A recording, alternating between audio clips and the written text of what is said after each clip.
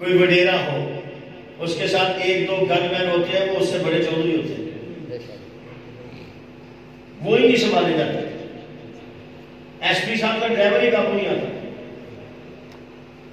S P صاحب تو بعد چو آتے ہیں، پہلے ڈرائیور آ کے مت مار دیتا ہے۔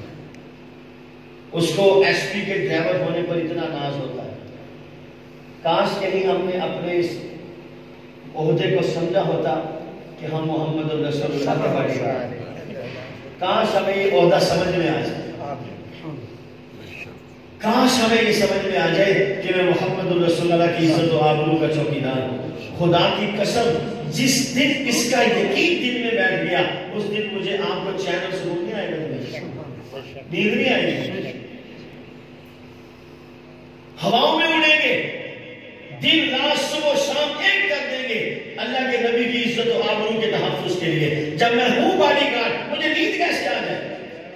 جب میں ہوں پہرے دار، مجھے اونگ کیسے آ جائے؟ جب میں ہوں چوکیدار، تو میں چوکیدار اور پہرے سے غافل کیسے ہو جاؤں؟ میری سمجھ سے باہر ہے۔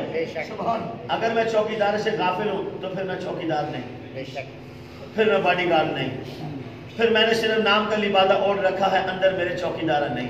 سیدھی سیدھی سی کلی کلی سی بات ہے۔ اور اگر میں چوکیدار ہوں تو پھر چوکیدار غافل نہیں ہوا کرتا، پھر چوکیدار سست نہیں ہوا کرتا، پھر چوکیدار کو کہنا نہیں پڑتا کہ تم چوکیدار ہو، اس کو جگانا نہیں پڑتا، اوے اٹھو بھائی تو چوکیدار ہے۔ چوکیدار نہیں سنتا، چوکیدار ہو اس کو نیند آ جائے۔ کیا خیال ہے مجھے اور آپ کو محمد صلی اللہ علیہ وسلم کا چوکیدار بننا ہے؟ تحفظ ختم نبوت کے کام اور مشن کے ساتھ جڑنا ہے۔ بڑا اونچا مشن ہے۔ آپ کی میری جماعت اور اس کے خدام، مبلغین، رضاکار، علماء کرام، بزرگان دین